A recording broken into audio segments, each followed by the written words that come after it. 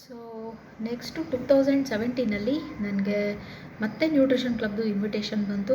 So ಅಲ್ಲಿ point ಏನು ಅಂದರೆ, ನನ್ನ ಫ್ರೆಂಡ್ ವೈಫ್ ನನಗೆ ಇನ್ವೈಟ್ ಮಾಡಿದ್ದು.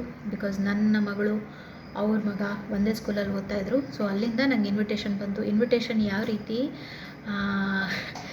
ನಮ್ಮ ಮನೇಲಿ ನಾಳೆ ಪೂಜೆ ಇದೆ, ಕುಂಕುಮಕ್ಕೆ ಮತ್ತು ತಿಂಡಿಗೆ ಅಲ್ಲಿಗೆ ಬಂದುಬಿಡಿ ಅಂತ. ಸೊ ನಂಗೆ ಗೊತ್ತಿಲ್ಲ ಇದು ನ್ಯೂಟ್ರಿಷನ್ ಕ್ಲಬ್ ವಿಚಾರ ಅಂತ. ಕುಂಕುಮ ಕರೆದಿರೋದಲ್ಲ ಅಂತ ಹೇಳಿ ನಾನು ನನ್ನ ಮಗಳು ರೆಡಿಯಾಗಿ ಹೋಗಿದ್ದು. ಆ್ಯಂಡ್ ಅಲ್ಲಿಗೆ ಹೋದ್ಮೇಲೆ ಗೊತ್ತಾಯಿತು ಇದು ಹರ್ಬಲ್ ಲೈಫ್ದು ಪ್ರೆಸೆಂಟೇಷನ್ ಅಂತ. ತುಂಬ ಸಿಟ್ಟು ಬಂತು ನನಗೆ. ಆ್ಯಕ್ಚುಲಿ ಏನೂ ಹೇಳೋಂಗಿಲ್ಲ. ಫ್ರೆಶ್ ಕೊಟ್ಟರು, ಶೇಕ್ ಕೊಟ್ಟರು, ಮತ್ತು ತೊಗೊಂಡ್ವಿ ಬಂದ್ವಿ. ಸರಿ, ಮತ್ತು ಸಂಜೆ ನನಗೆ ಕಾಲ್ ಬಂತು, ಹೇಗೆ ಅನ್ನಿಸ್ತು ಇವತ್ತು ನಿಮಗೆ ಶೇಕ್ ತೊಗೊಂಡು ಅಂತ. ನನಗೆ ತಿಂಡಿ ಕರೆದ್ಬಿಟ್ಟು ತಿಂಡಿ ಕೊಡಲಿಲ್ಲ ಅಂತ ಸಖತ್ತು ಕೋಪ ಬಂದುಬಿಟ್ಟಿತ್ತು.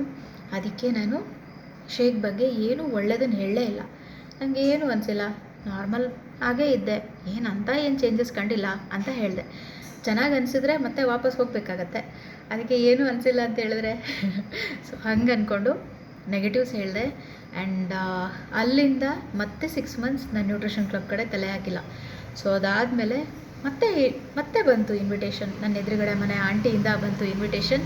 ಸೊ ಹಾಗೆ ಬಂದಮೇಲೆ ಅವ್ರು ಹೇಳಿದ್ರು, ಒಂದು ವಾರ ಅಟ್ಲೀಸ್ಟ್ ಒಂದು 10 ದಿನ ಡೈಲಿ ಶೇಕ್ ತೊಗೊಂಡು ನೋಡು, ಏನಾದ್ರು ಚೇಂಜಸ್ ಕಾಣಿಸುತ್ತೋ ಏನೋ. ಕೆಲವ್ರಿಗೆ 1 ದಿವಸದಲ್ಲಿ ಗೊತ್ತಾಗುತ್ತೆ, ಕೆಲವ್ರಿಗೆ 2 ದಿವಸದಲ್ಲಿ ಗೊತ್ತಾಗುತ್ತೆ, ನಿನಗೆ ಟೈಮ್ ಬೇಕಾಗುತ್ತೋ ಏನೋ, ಯಾರಿಗೆ ಗೊತ್ತು ಅಂತ ಹೇಳಿದ್ರು. ಸೊ ಆ ಇನ್ವಿಟೇಷನ್ ಅವ್ರು ಹೇಳಿದ್ದು ಯಾಕೋ ಟ್ರಿಗರ್ ಆಯಿತು. ಇಲ್ಲ ತಡಿ, ಬೇಡ, ಹೋಗೋಣ ಅತ್ಲಾಗೆ ಕಂಟಿನ್ಯೂಸ್ 10 days ತೊಗೊಂಬಿಟ್ಟು ನೋಡೋಣ ಏನಾಗುತ್ತೆ ಅಂತ. ಬಿಕಾಸ್ ಆ 6 months ಗ್ಯಾಪಲ್ಲಿ ನಾನು ವಾಪಸ್ ಜಿಮ್ ಸೇರಿದ್ದೆ, ಕ್ರ್ಯಾಶ್ ಡಯಟ್ ಮಾಡ್ತಾಯಿದ್ದೆ, ಹಿಂಸೆ ಆಗ್ತಾಯಿತ್ತು. ಚಕ್ಕೆ ಟೀ, ಗ್ರೀನ್ ಟೀ ಮತ್ತು ಒಣ ಚಪಾತಿ, ತರಕಾರಿ ಇದೆಲ್ಲ ತಿಂದು ಬೋರಾಗಿ ಫ್ರಸ್ಟ್ರೇಷನ್ ಆಗೋಗಿತ್ತು ನನಗೆ. ಸೊ ಅದಕ್ಕೆ ಆಯಿತು ಬಿಡು ಅಂತ ಅಂದ್ಬಿಟ್ಟು 10 days ಹೋಗಿ ನೋಡೋಣ, ಅದರಲ್ಲೂ ಚೆನ್ನಾಗಿ ಅನಿಸ್ಲಿ ಅಂದರೆ ಬಿಟ್ರಾಯಿತು ಅಂತ ಅಂದ್ಬಿಟ್ಟು ಸ್ಟಾರ್ಟ್ ಮಾಡಿದೆ. ಸೊ ಈ ಸ್ಟೋರಿ ಯಾಕೆ ಹೇಳಿದೆ ಅಂದರೆ, ನನಗೆ 2011 ಸ್ಟಾರ್ಟ್ ಆಗಿದ್ದು ಇನ್ವಿಟೇಷನ್. 2011 ಇನ್ವಿಟೇಷನ್ ಬರ್ತಾಯಿದೆ ನನಗೆ, ಕ್ಲಬ್ಬಿಗೆ ಬಂದರೆ ಚೆನ್ನಾಗಾಗತ್ತೆ ಅಂದ್ಬಿಟ್ಟು. ಬಟ್ ನೆಗ್ಲೆಕ್ಟ್ ಮಾಡಿ ಫೈನಲಿ ನಾನು 2017 ಕ್ಲಬ್ಬಿಗೆ ಹೋಗಿ ಸ್ಟಾರ್ಟ್ ಮಾಡಿದ್ದೀನಿ. ಅಲ್ಲಿಗೆ it took around 5.5 years. So ನನಗೆ ಅರ್ಥ ಆಗಿದ್ದು, universe was making me ready from inside. So ಆ ಇನ್ವಿಟೇಷನ್ ಬಂದು ನಾನು ಫೈನಲಿ ಕ್ಲಬ್ಬಿಗೆ ಹೋಗಿದ್ದು. ಆ್ಯಂಡ್ ಪ್ರಾಡಕ್ಟ್ಸ್ ವ್ಯಾಲ್ಯೂ ಜಾಸ್ತಿ ಯಾಕೆ ಅರ್ಥ ಆಯಿತು? ಬಿಕಾಸ್ ನಂದು ಹೆಲ್ತ್ ಪ್ರಾಬ್ಲಮ್ ಸಿಕ್ಕಾಪಟ್ಟೆ ಇರ್ತಾಯಿತ್ತು. ಆ ಹೆಲ್ತ್ ಚೆನ್ನಾಗಾಗಿದ್ದಕ್ಕೆ ಅದು ವ್ಯಾಲ್ಯೂ ಎಡಿಷನ್ ಆಯಿತು ಅಂತ ಅನಿಸುತ್ತೆ. ಸೊ ಟೋಟಲಿ ಯೂನಿವರ್ಸ್ ನನಗೆ ಮೆಸೇಜ್ ಕೊಡ್ತಾ ಇದ್ದಿದ್ದು, ನೀನು ಅಲ್ಲಿಗೆ ಹೋದರೆ ಚೆನ್ನಾಗಾಗ್ತೀಯ. ನಾನು ಎಷ್ಟೇ ಹಠ ಮಾಡಿದ್ರು, ನನಗೆ ಬೇಡ ಅಂದ್ರೂ ಹರ್ಬಲ್ ಲೈಫ್ ಅಲ್ಲಿಗೆ ಹೋಗಿ ನಾನು ಜಾಯ್ನ್ ಆಗೋಂಗೆ ಮಾಡ್ತು ಯೂನಿವರ್ಸ್. ಸೊ ಲೈಕ್ ಎಲ್ಲರ ಲೈಫಲ್ಲೂ ಹಿಂಗೆ ಆಗ್ತಾ ಇರುತ್ತೆ. ಆ್ಯಂಡ್ ಅದನ್ನು ಯಾರು ಅರ್ಥ ಮಾಡ್ಕೊಂಡು ಕಂಟಿನ್ಯೂ ಮಾಡಿರ್ತಾರೆ ಅವ್ರದ್ದು ಎಲ್ರದ್ದು ಲೈಫ್ ಗ್ಯಾರಂಟಿ ಚೇಂಜ್ ಆಗುತ್ತೆ.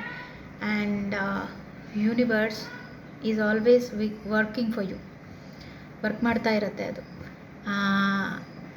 ಅದು ಸ್ವಲ್ಪ ಆ ಫ್ರೀಕ್ವೆನ್ಸಿನ ಅರ್ಥ ಮಾಡ್ಕೊಳ್ಳೋದು ನಮ್ಮದೇ ಕರ್ತವ್ಯ. ಹಂಗೆ ಅರ್ಥ ಮಾಡ್ಕೊಂಡ್ಬಿಟ್ರೆ ಆ್ಯಂಡ್ ಲೈಫ್ ಚೇಂಜ್ ಆಗೋಕ್ಕೆ ಸ್ಟಾರ್ಟ್ ಆಗುತ್ತೆ, ಬೆಟರ್ ಆಗೋಕ್ಕೆ ಸ್ಟಾರ್ಟ್ ಆಗುತ್ತೆ, ತುಂಬ ಕಲೀಲಿಕ್ಕೆ ಸಿಗುತ್ತೆ.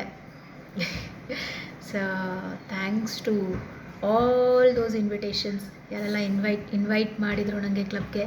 ಆ್ಯಂಡ್ ಸೀರಿಯಸ್ಸಾಗಿ ಯಾರು ಬರೋ ಹಾಗೆ ನೋಡಿಕೊಂಡ್ರು, ನನ್ನನ್ನು ಉಳಿಸ್ಕೊಂಡ್ರು. ಆ್ಯಂಡ್ ಸ್ಟಾರ್ಟಿಂಗ್ ಡೇಸಲ್ಲಿ ಸಖತ್ ಕನ್ಫ್ಯೂಷನ್, ಹೋಗೋದೋ ಬೇಡೋ, ಕಂಟಿನ್ಯೂ ಮಾಡೋದು ಬೇಡೋ, ಅದೆಲ್ಲ ನನ್ನ ಕ್ವಶನ್ಸ್ಗಳಿಗೆ ಚೆನ್ನಾಗಿ ಆನ್ಸರ್ ಮಾಡಿ ನನ್ನನ್ನು ಕ್ಲಬ್ಬಲ್ಲೇ ಉಳಿಸ್ಕೊಂಡ್ರು. ಕ್ಲಬ್ಬಲ್ಲೇ ಶೇಕ್ಸ್ನ ಕನ್ಸ್ಯೂಮ್ ಮಾಡೋ ಹಾಗೆ ಮಾಡಿದ್ರು. ಎಲ್ರಿಗೂ awesome thank you so much.